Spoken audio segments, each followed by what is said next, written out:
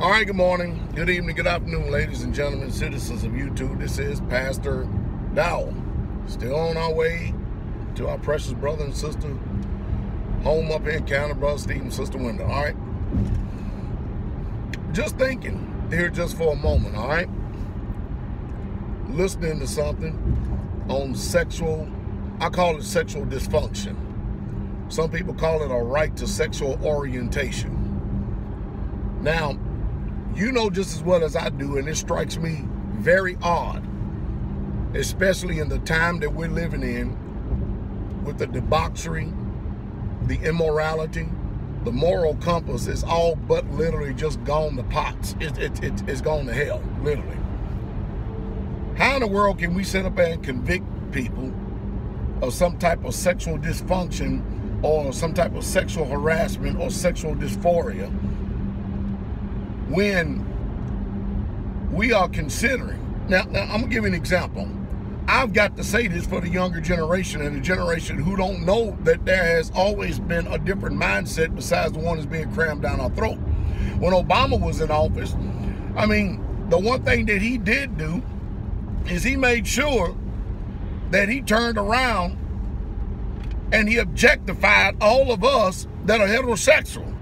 He really messed us up, and he messed up the mindset and the thinking of people trying to get us to and force us to think with his administration and the policies that they're considering, that when people have problem discerning exactly who they are or what they were born, you know, like right now I'm driving, but I can look down, or I can take my hand right here and I can look down and I can actually feel what I was born. There's no illusion, there's no double-mindedness, there's no dysfunction there. I realized I was born a male.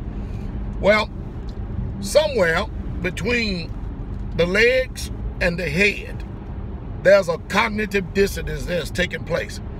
That now people want the government to give them handouts for gender mutilation surgery. As a matter of fact, the one thing that Donald Trump did do correct was went ahead and canceled that Obama policy by saying that transgenders can be in the military. You want to be a transgender? Go off in the corner somewhere and go be your transgender all ever you want. You want to be a homosexual? Go on off in your little corner and go homo all you want. Sexual it up all you want. But to have the backing of the government and then put people under duress and stress because they choose to remain straight, heterosexual, and functional. We're not the ones with the crazy mindset, because too many times more often than not, you'll see these people with gender mutilation seeking to go into the military or go into any different place where they can get this surgery because they can't afford it on their own. After they have accomplished their task of getting the surgery, and then they have to turn around and take these hormone pills in order to maintain the sexual orientation that their mind is trying to tell them this is what they are. Think about this for a second.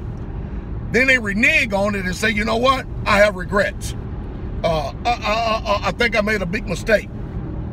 No doubt. There's demonic confusion. There's demonic confusion that's going on, whether people like it, comprehend it, understand it or not. But I think that it is a sickness in this country right here, that when you can even consider thinking about making it law and making it a policy that the government has to be responsible for your mindset that has been altered and changed. Who knows who knows how it gets in there? But the bottom line is to try to make any government in the world pay for your gender mutilation because of your sexual dysphoria problem that you have up here, and you having a problem trying to discern who or what you are. That's not our fault. It's not a problem. It's not our fault. And no, as taxpayers, we should be definitely refusing to pay this type of sickness to these type of people, because it's confusion. Not only is it confusion to those of us who have been around a while, when we realized that in the 60s that homosexuality was actually diagnosed as a mental disorder. Now, I do know I run the risk of being hated more than anything. Now, I'm sorry, but I ain't gonna never change my mind. And I'm not gonna never sit up here and acquiesce And I damn sure ain't capitulating to all these people out here that says that I need to change my mindset and I need to get with the modern day program. To hell with the modern day program, because that's exactly what's happening with us. So now, next thing you know, we're going to have soldiers wearing pink bras going to Iraq and Afghanistan trying to fight a battle. Then, on top of it,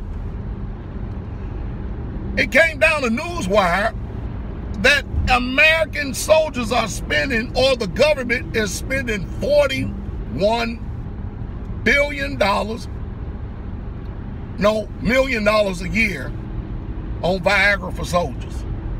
Now, I got to ask the question, what is it that is taking away the free testosterone and making everybody estrogen dominant to the point that they can't even perform unless they have the magic V blue pill?